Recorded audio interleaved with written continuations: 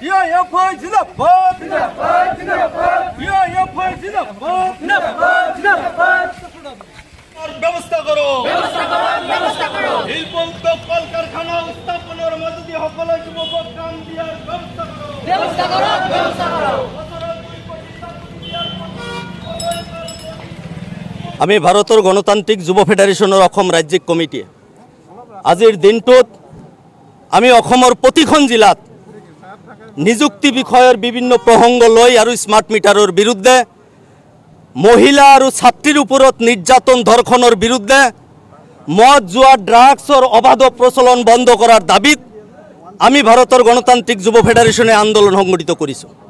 আপোনালোকে জানে 2023 চনত আমাৰ অসম চৰকাৰে যেতিয়া 51,397টা পদৰ কাৰণে আবেদন পত্ৰ বিচাৰিছিলে তেতিয়া সেই আবেদন পত্ৰ গ্ৰহণৰ নামত অসম চৰকাৰে বিভিন্নভাৱে স্বজন তখন অনিয়ম সংগঠিত কৰিছে।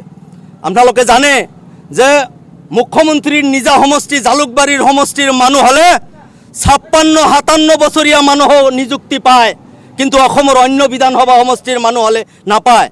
এই যে স্বজন তখন চলিছে তাৰ লগে লগে আপোনালোকে জানে যোৱা 5 তাৰিখত শিক্ষক দিৱসৰ দিনা আমাৰ ৰাজ্যৰ ৰাজধানী চচলত কম্পিউটাৰ শিক্ষকসকলে তেওঁলোকৰ চাকৰি নিয়মীয়া কৰাৰ কাৰণে তেওঁলোকে আন্দোলন সংগঠিত কৰিছে, কিন্তু চৰকাৰে ঠিকাভিত্তিক শিক্ষকৰ চাকৰি ঘোষণা কৰিছে যদিও তেওঁলোকৰ চাকৰিৰ দৰমহা কমাই দি পেলাই তেওঁলোকৰ বেতন সুৰক্ষাৰ কোনো ধৰণৰ ব্যৱস্থা কৰা নাই।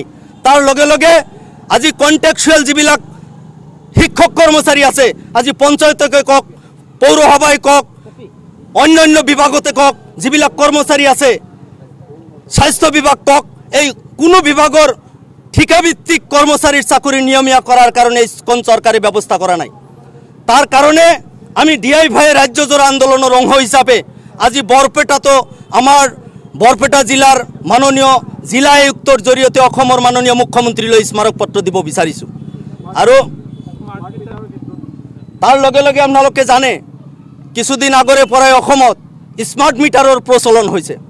এই স্মাৰ্ট মিটাৰ আমাৰ দেশৰ পুঁজিপতি, আমাৰ দেশৰ কৰ্পৰেট গোষ্ঠী, আমাৰ দেশৰ যি বনিয়াসকল আছে তেওঁলোকৰ স্বাৰ্থত দেশৰ সৰ্বসাধাৰণ ৰাইজৰ বিৰুদ্ধে গৈ পেলাই আদানী গোষ্ঠীৰ স্বাৰ্থত এই স্মাৰ্ট মিটাৰ তেওঁলোকে প্ৰচলন কৰিব বিচাৰিছে।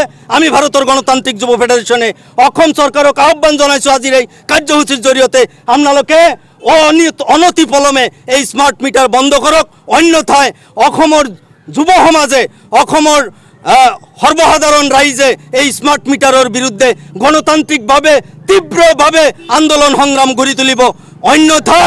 অন্যথায় অসম চৰকাৰক সকীয়াই দিব বিচাৰিছোঁ আমি আমাক প্ৰশাসনৰ বিৰুদ্ধে, চৰকাৰৰ আইন শৃংখলাৰ বিৰুদ্ধে আমাক কাৰ্যসূচী ল'বলৈ বাধ্য নকৰাব। তাৰ কাৰণে আমি অসম চৰকাৰক সকীয়াই দিছোঁ আপোনালোকে অতি শীঘ্ৰে স্মাৰ্ট মিটাৰ বন্ধ কৰক, এই দাবীও আমি তাৰ লগে লগে উত্থাপন কৰিছোঁ। মোৰ নাম হৈছে ৰুস্তম আলী, মই ভাৰতৰ গণতান্ত্ৰিক যুৱ ফেডাৰেশনৰ বৰপেটা জিলাৰ সম্পাদক।